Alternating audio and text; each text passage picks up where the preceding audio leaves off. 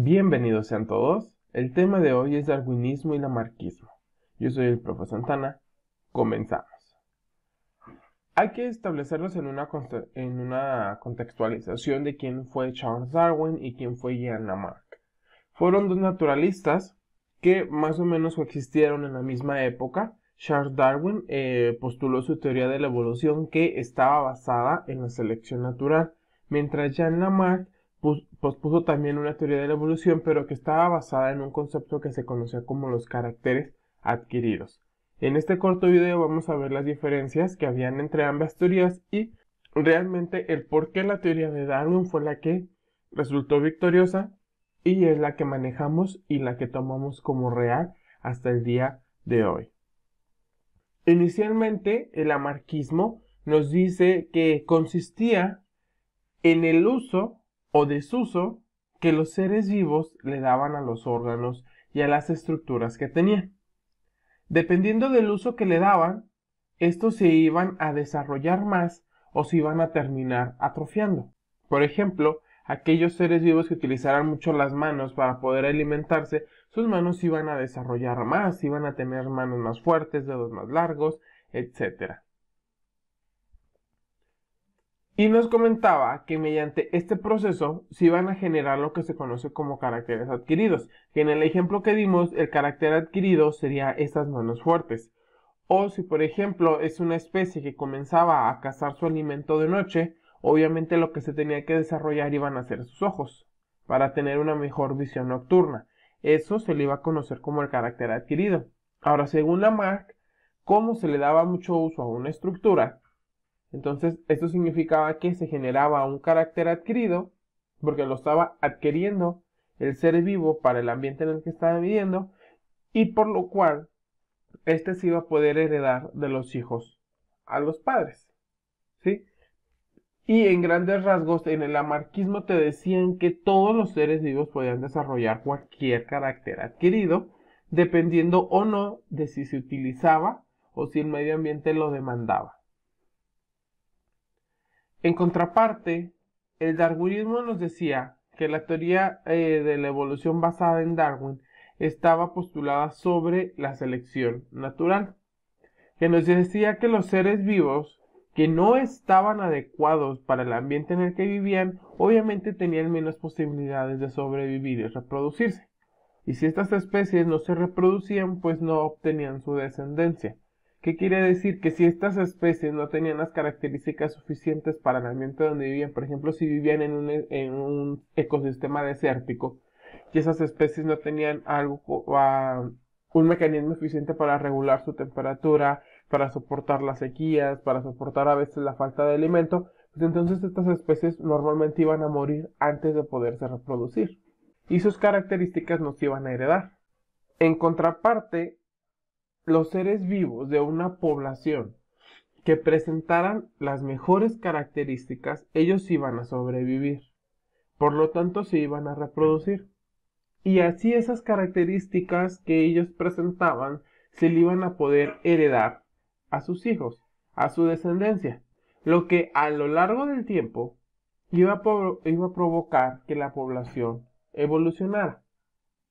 Ahora, si nada más hablado es un poco confuso, pero tenemos un famoso ejemplo que es el de las jirafas de Lamarck y las jirafas de Darwin. Por muchos años fue muy sorprendente el tratar de comprender cómo era que las jirafas habían evolucionado para poder tener esos cuellos tan largos. Para muchos era ilógico que las jirafas tuvieran cuellos tan largos cuando la mayoría de los animales sus cuellos eran extremadamente cortos o de tamaños, vamos a decirlo, promedios, de tamaños normales.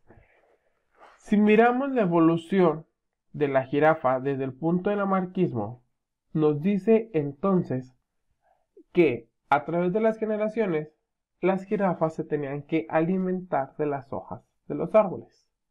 Y como obviamente las hojas de los árboles se encontraban en la parte superior, pues al paso de la vida de la jirafa, esta tenía que estar estirando cada vez más su cuellito para alcanzar ese alimento, lo que le generaba un carácter adquirido. O sea que según la teoría de Lamarck, simplemente porque la jirafa tenía que estar estirando el cuello para alcanzar el alimento, su cuello se iba a ir alargando. Y una vez que su cuello se alargaba, a eso se le llamaba carácter adquirido y ahora esa jirafa lo pudiera dar a sus hijos.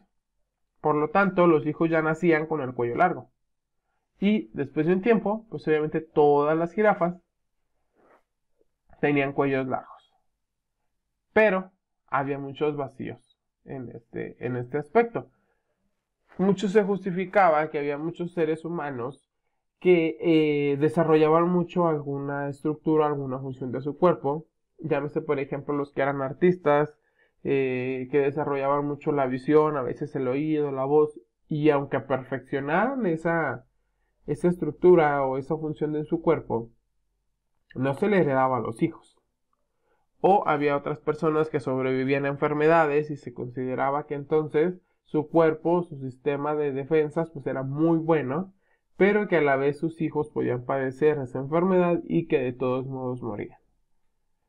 Entonces, una vez llegado el darwinismo y que nos introducen el concepto de selección natural, se empiezan a aclarar las cosas. Y bajo estudios recientes tenemos una idea un poco más clara de lo que pasó. Realmente, al inicio de todo esto, las jirafas no tenían un cuello tan largo, sino que tienen un cuello más parecido al de las cebras, porque en ese momento el alimento de las jirafas estaba de manera arbustiva. Se tiene un registro histórico en el cual el clima cambió un poco en el hábitat donde viven las jirafas, favoreciendo que hubiera mayor cantidad de luz y mayor cantidad de agua en el lugar donde vivían. Y ustedes bien saben que la luz, el agua y el dióxido de carbono generan la fotosíntesis, que es el proceso que hacen las plantas. Entonces, esos alimentos que normalmente las jirafas conseguían a nivel de arbusto, esas plantas comenzaron a crecer más. Y a lo largo del tiempo, ese arbusto se fue adaptando para tener la estructura de un árbol. ¿Qué es lo que pasó? Ahora el alimento de la jirafa estaba más alta. Entonces, como en todas las poblaciones existentes, todos los seres de esa población son diferentes. Es como si viéramos a todos los miembros de nuestro salón de clases. Ninguno es igual y todos tienen características diferentes. En este caso, había jirafas que tenían el cuello más largo que otras. Obviamente no tan largo como lo tienen actualmente, pero sí les otorgaba una pequeña ventaja. Entonces, ¿qué fue lo que ocurrió? La selección natural hacía que las jirafas que estuvieran más altas, tanto sus piernas más largas como su cuello más largo, alcanzaban a una mayor cantidad de comida, lo cual les daba mayor fuerza para luchar por espacio donde iban a vivir y para luchar en contra de otros machos o para poderse reproducir. Entonces, ¿qué era lo que hacía? Que al final de todo, las jirafas que tuvieran su cuerpo más corto, más pequeño, iban a terminar muriendo, ya fuera por falta de alimento, porque se debilitaban por no comer y algún otro animal lo cazaba, o simplemente nunca tenían las fuerzas para luchar contra otro de su especie y poderse reproducir. Y a lo largo de los millones de años la selección natural se encargó de que estas especies pues no se reproducieran y simplemente lo hicieran las especies que tuvieran los cuellos largos. Entonces, en cada generación, si existía alguna jirafa que tenía el cuello más largo, esa jirafa comía más, era más fuerte y tenía mayor oportunidad de reproducirse. Por lo tanto, sus hijos heredaban esa característica.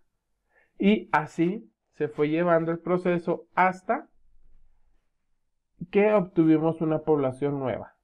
Sí, que es cuando ya toda la población de las jirafas evoluciona. Entonces, a manera de conclusión, el lamarckismo nos dice que no es necesario la selección natural. Sí, nos propone de cierta manera que por el simple hecho de que alguna especie motive el uso de alguna estructura, esta se va a adaptar, esta se va a modificar.